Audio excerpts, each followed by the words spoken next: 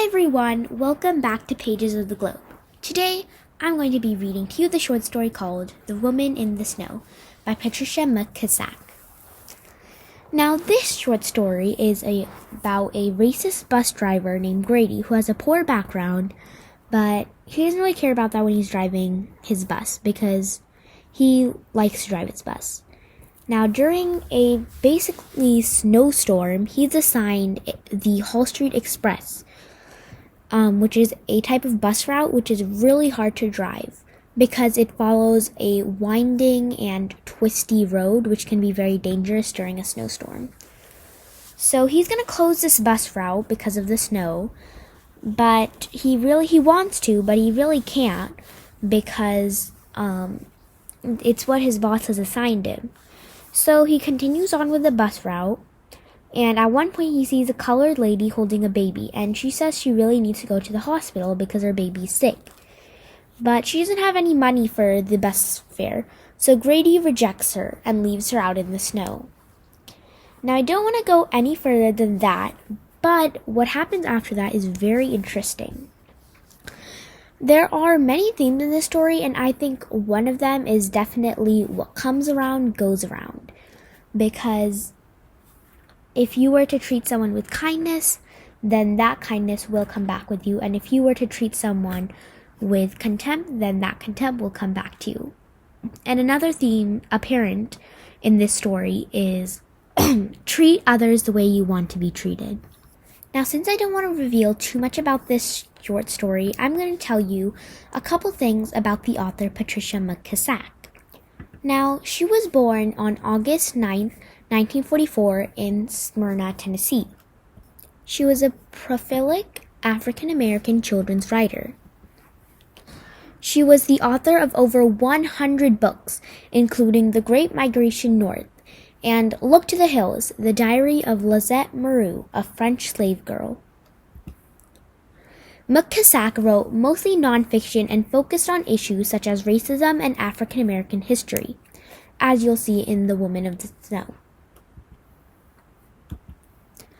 Her husband, Frederick, also became interested in writing and researching for nonfiction books. One of their goals as a couple was to introduce children to African American history and the historical figures that went along with it. Both wrote the biography Sojourner Truth, Ain't I a Woman?, which won the Coretta Scott King Award in 1993. Patricia is also a recipient of many awards, including the Newbery Honor Book Citation, the National Council of Teachers of English Orbis Pictus Award, otherwise known as the NCTE Orbis Pictus Award, the Boston Globe Horn Book Award, and an NAACP Image Award. After Frederick's death, the McKissacks jointly received the Coretta Scott King Virginia Hamilton Award for Lifetime Achievement, which is a very prestigious award to get. Now, let's get on with the story, and remember to like, share, subscribe, and comment down below which story you would like to hear next. The Woman in the Snow by Patricia McKissack. Grady Bishop had just been hired as a driver for Metro bus service. When he put on the gray uniform and boarded his bus, nothing mattered. Not his obesity, not his poor education, not growing up the 11th child of the town drunk. Driving gave him power, and power mattered. One cold November afternoon, Grady clocked in for the 3 to 11 shift. "You've got hall tonight," Billy the route manager said, matter-of-factly. The Blackbird Express. Grady didn't care who knew about the nickname for the route. Not again. He turned around, slapping his hat against his leg. "Try the Hall Street Express," Billy corrected Grady, then hurried on, cutting their conversation short. "Snow's predicted. Try to keep on schedule, but if it gets bad out there, forget it. Come on in." Grady popped a fresh stick of gum into his mouth. "You're the boss." "But tell me, how am I supposed to stay on schedule?" What do these people care about time? Most metro drivers didn't like the Hall Street assignment in the best weather because the road twisted and turned back on itself like a retreating snake. When slick with ice and snow, it was even more hazardous. But Grady had his own reason for hating the route. The Hall Street Express served black domestic who rode out to the fashionable West End in the mornings and back down to the Lower East Side in the evenings. You know I can't stand being a chauffeur for a bunch of colored maids and cooks, he groaned. Take it or leave it, Billy said, walking away in disgust. Grady started to say something, but thought better of it. He was still on probation, lucky even to have a job, especially during such hard times. Snow had already begun to fall when Grady pulled out of the garage at 3:01. It fell steadily all afternoon, creating frosted wonderland on the manicured lawns that lined West Hall. But by nightfall, the winding, twisting, and bending street was a driver's nightmare. The temperature plummeted too, adding a new challenge to the mounting snow. Hurry up, I can't wait all day, Grady snapped at the boarding passengers. Get to the back of the bus, he hustled them on impatiently. You people know the rules. The regulars recognized Grady, but except for a few muffled groans, they paid their fares and rode in sullen silence out to the east side of the loop. Auntie, now just why are you taking your own good time getting off this bus? Grady grumbled at the last passenger. The woman struggled down the wet, slippery steps. At the bottom, she looked over her shoulder. Her dark face held no clue of emotion. Auntie, did you really call me auntie? She said, laughing sarcastically. Well, I never knew my brother had a white son. And she hurried away, chuckling. Grady's face flushed with surprise and anger. He shouted out the door. Don't get uppity with me. Y'all know auntie is what we call all you old colored women. Furious, he slammed the door against the bitter cold. He shook his head in disgust. It's a waste of time trying to be nice, he told himself. But one look out the window made Grady refocus his attention to a more immediate problem. The weather had worsened. He checked his watch. It was a little past 9. Remarkably, he was still on schedule, but that didn't matter. He had decided to close down the route and take the bus in. That's when his headlights picked up the figure of a woman running in the snow, without a hat, gloves, or boots. Although she'd pulled a shawl over the lightweight jacket and flimsy dress she was wearing, her clothing offered very little protection against the elements. As she pressed forward against the driving snow and wind, Grady saw that the woman was very young, no more than 20, and she was clutching something close to her body. What was it? Then Grady saw the baby, a small bundle wrapped in a faded pink blanket. These people, Grady sighed, opening the door. The woman stumbled up the steps, escaping the wind that mercilessly ripped at her petite frame. Look here, I've closed down the route. I'm taking the bus in. In big, gulping sobs, the woman laid her story before him. I need help, please. My husband's gone to Memphis looking for our work. Our baby's sick, real sick. She needs to get to the hospital. I know she'll die if I don't get help. Well, I got to go by the hospital on the way back by the garage. You can ride that far. Grady nodded for her to pay. The woman looked at the floor. Well, pay up and get onto the back of the bus so I can get out of here. I don't have the fare, she said, quickly adding. But if you let me ride, I promise to bring it to you in the morning. Give me an inch, y'all want a mile? You know the rules. No money, no ride. Oh, please, the young woman cried. Feel her little head. It's so hot. She held the baby out to him. Grady recoiled. Desperately, the woman looked for something to bargain with. Here, she said, taking off her wedding ring. Take this, it's gold. Please don't make me get off this bus. He opened the door. The winds howled savagely. "Please," the woman begged. "Go on home now. You young gals get hysterical over a little fever." "Nothing. It'll be fine in the morning." As he shut the door, the last sounds he heard were the mother's sobs, the baby's wail, and the moaning wind. Grady dismissed the incident until the next morning when he read that it had been a record snowfall. His eyes were drawn to a small article about a colored woman and a child found frozen to death on Hall Street. No one seemed to know where the woman was going or why. No one but Grady. "That gal should have done like I told her and gone on home," he said, turning to the comics. It was exactly 1 year later, on the anniversary of the record snowstorm, that Grady was assigned to Hall Street Express again.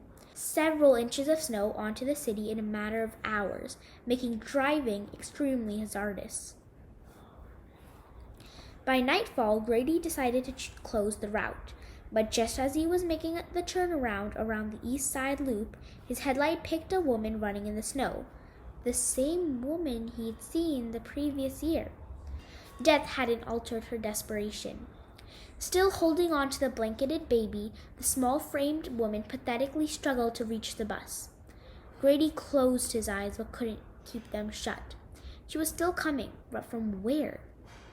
The answer was too horrible to consider, so he chose to let his mind find a more reasonable explanation.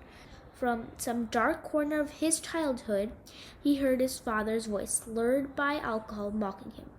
"It ain't the same woman, dummy. You know how they all look alike." Grady remembered his father with bitterness and swore at the thought of him. This was the same woman. Grady argued with his father's memory, taking no comfort in being right. Grady watched the woman's movements breathlessly as she stepped out of the headlight beam and approached the door. She stood outside the door, waiting. The gray coldness of fear slipped into the driver's seat. Grady sucked air into his lungs in big gulps, feeling out of control. Fear moved his foot to the gas pedal, careening the bus out into incoming traffic. Headlights, a truck.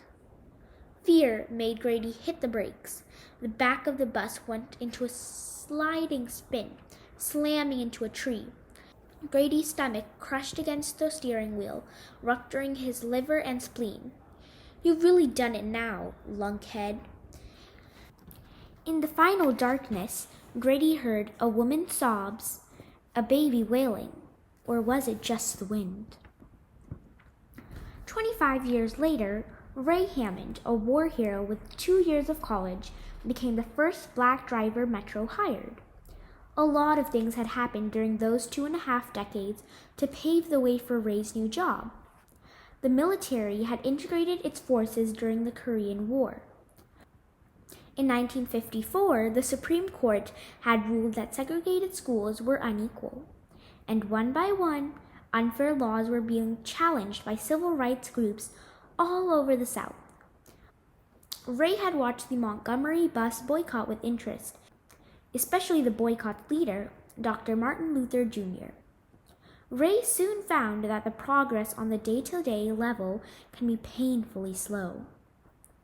Ray was given the Blackstreet Express. "The white drivers call my route the Blackbird Express," Ray told his wife. "I'm the first driver to be given that route as a permanent assignment. The others wouldn't take it." "What more did you expect?" his wife answered, tying his bow tie. "Just do your best so it'll be easier for the ones who come behind you." In November, Ray worked the 3 to 11 shift. "Snow's predicted," the route manager barked one afternoon. "Close it down if it gets bad out there, Ray." The last shift on the Hall Street Express. Since he was a boy, Ray had heard the story of the haunting of that bus route. Every first snowfall, passengers and drivers testified that they had seen the ghost of Ula Mae Daniels clutching her baby as she ran down through the snow. "Good luck with Ula Mae tonight," one of the drivers said, snickering. "I didn't know white folk believed in haints," Ray shot back. But parked at the east side loop, staring into the swirling snow mixed with ice, Ray felt tingly, as if he were dangerously close to an electrical charge. He just made up his mind to close down the route and head back to the garage when he saw her. Every hair on his head stood on end. He wished her away, but she kept coming. He tried to think, but his thoughts were jumbled and confused. He wanted to look away, but curiosity fixed his gaze on the advancing horror. Just as the old port stories had described her, Ula May Daniels was a small framed woman, frozen forever in youth. So young, Ray whispered. Could be my cousin Carolyn in a few more years. He watched as the ghost came around to the doors. She was out there waiting in the cold. Ray heard the baby crying. There, but for the grace of God goes one of mine, he said, compassion overruling his fear. Nobody deserves to be left out in this weather. Ghost or not, she deserves better. And he swung open the doors. The woman had form, but no substance. Ray could see the snow falling through her. He pushed fear aside. Come on, honey, get out of the cold, Ray said, waving her on board. Ula May stood stony still, looking at Ray with dark, questioning eyes. The driver understood. He'd seen that look before. Not from a dead woman, but from plenty of his passengers. It's okay, I'm for real. Ray Hammond, the first Negro to drive the metro. Come on now, get on, he coaxed her gently. Ula May moved soundlessly up the steps. She held the infant to her body. Ray couldn't remember ever feeling so cold, not even the Christmas he felt in a Korean foxhole. He'd seen so much death, but never anything like this. The ghost mother consoled her crying baby. Then, with her head bowed as she told her story in quick bursts of sorrow, just as she had 26 years earlier. My husband is in Memphis looking for work. Our baby is sick. She'll die if I don't get help. First off, said Ray, hold your head up. You've got no cause for shame. I don't have any money, she said. But if you let me ride, I promise to bring it to you tomorrow. I promise. Ray sighed deeply. The rule book says no money, no ride. But the book doesn't say a word about a personal loan. He took a handful of change out of his pocket, fished around for a dime, and dropped it in the pay box. You're all paid up.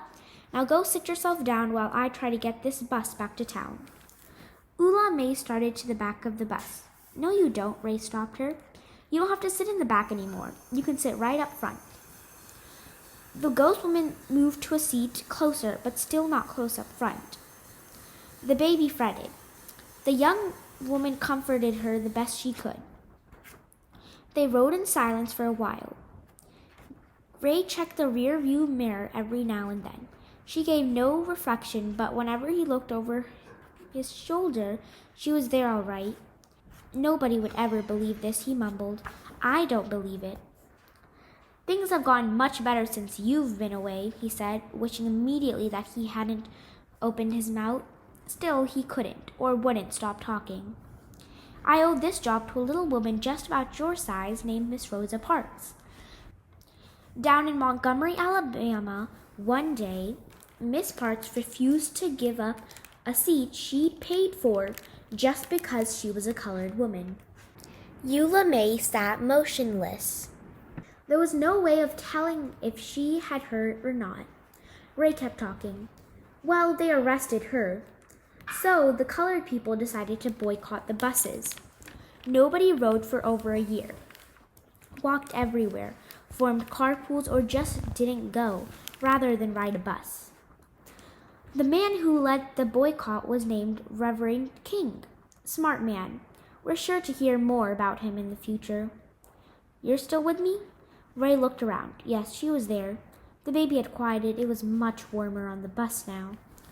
Slowly, Ray inched along the icy road, holding the bus steady, trying to keep the back wheels from racing out of control. Where was I? He continued. Oh yeah, things changed after that Montgomery bus boycott. This job opened up. More changes are on the way. Get this, they've got an Irish Catholic running for president. Now, what do you think about that? About that time, Ray pulled the bus over at the 17th Street. The lights at Gale Hospital sent them a welcome message to those in need of a frosty night. "This is it." Eula May raised her head. "You're a kind man," she said. "Thank you." Ray opened the door. The night air gusted up the steps and nipped at his ankles. Soundlessly, Eula May stepped off the bus with her baby. "Excuse me," Ray called politely. "About the bus fare.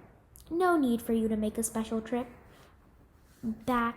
Consider it a gift." He thought he saw Eula May Daniels smile as she vanished into the swirling snow, never to be seen again. The end.